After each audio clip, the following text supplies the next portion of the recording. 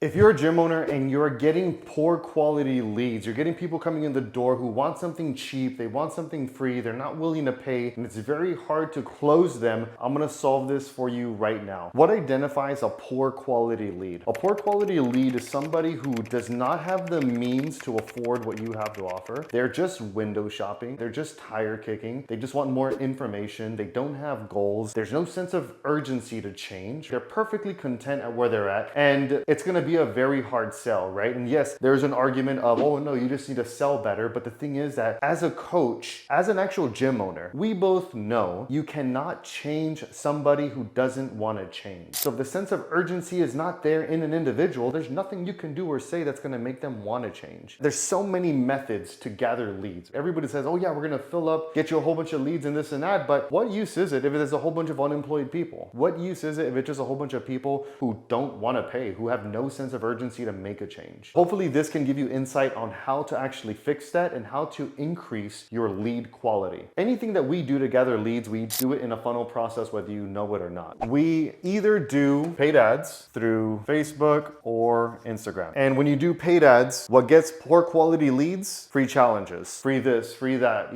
because who wants free things, right? I mean, almost everybody does, but even much more the lower quality leads will want free things. So you can run paid ads, do free challenges, and yes, high volume, but extreme low quality. You could do paid ads for non-free. Obviously, lead costs are higher, but you get a higher quality prospect, right? So we do paid ads. Sometimes we do lead magnet. Sometimes we do warm outreach, cold outreach. Excuse my shitty handwriting.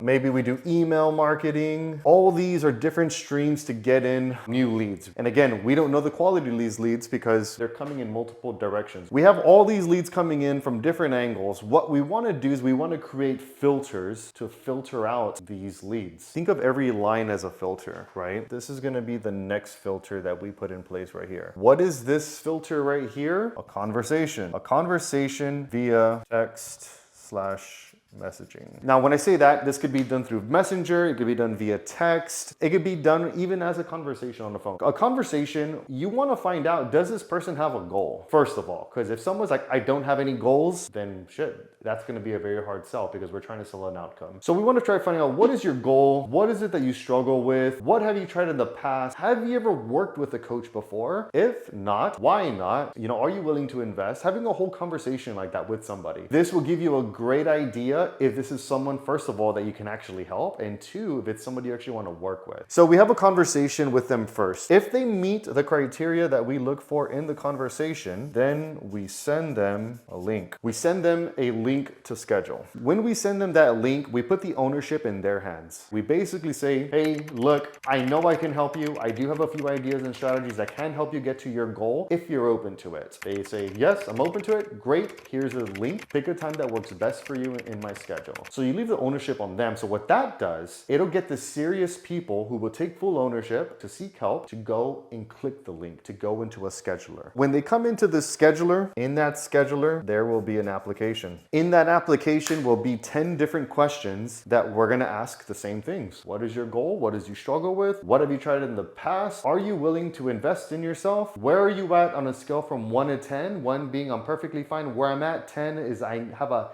deep desire to change this and there's a high sense of urgency. Are you willing to be resourceful, or do you have access to credit to finance a program? Are you willing to get a loan or use a credit card for a program? So we're clearly stating it out there. This is an investment. This is not something free. It may require to get out a loan. When people see that, they're like, oh shit, this must be really expensive. They fill out the application, then they get scheduled. After getting scheduled, there should be a pre-qualifying call. You get the application, there's some red flags. They said that they're a 2 out of 10, they're not willing to invest, they have no resources to money, they're not willing to be resourceful. That's where that comes into place. Your team, your admin can do that and be like, hey, I noticed that you were a 5 out of 10 on your application. Why is that? What's stopping you from being a 10 from a 5? Then that person's gonna say, well, it's because I don't know how much this is gonna be, and I don't know if I can afford it, I'm unemployed. Oh, well, you know what? There is an investment that comes with this, so be aware that there is an investment, right? Letting the person know, like, there is an investment, right? They're gonna ask, well, how much of an investment? Well, Well, you'd have to come in first because we'd have to see what you need, what you prefer, what level of support you need. And based off of that, we can give a good estimate. Person's very persistent. They keep haggling you with price. Look, I can tell you this. I don't know the exact price for you, but it is a minimum investment of $1,000 to do a program. And that'll typically filter them out. Pre-qualifying call.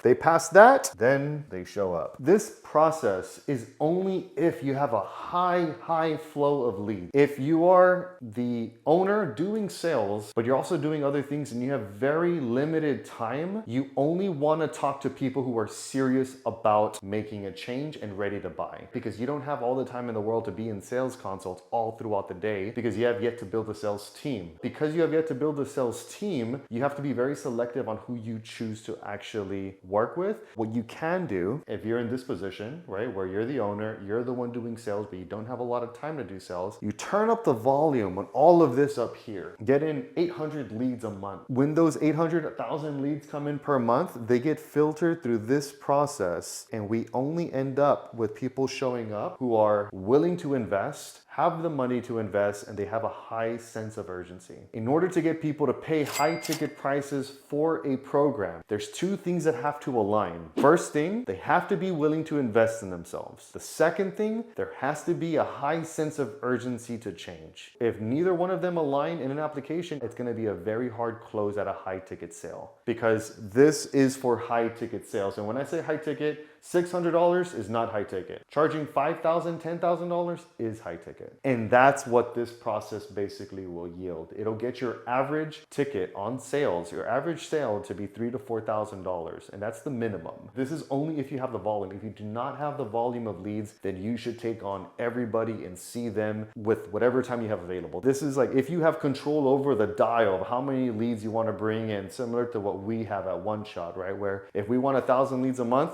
we could get them. If we want 2,000, we just turn up the volume on our marketing and we can have 2,000 leads. So we can afford to do this. But if you're not in that position and you don't have a lot of leads coming in yet, probably shouldn't do this yet. You should probably take on every single person and get more reps in, right? But if you do have high inflow of leads, but you don't have the sales there, right? You don't have the manpower on sales, it may be wise to keep the volume up there, keep your marketing high, but filter all those people out like this. This is, again, what we've done in our business in order to get high ticket sales, high quality leads. And there's multiple methods, right? But there's a lot of other things that go into it, but this is basically the foundation of it. If you guys found this useful, like, subscribe, comment, give me your thoughts. New at this, barely making this channel, so let me know what you think, and I'll see you guys on the next one.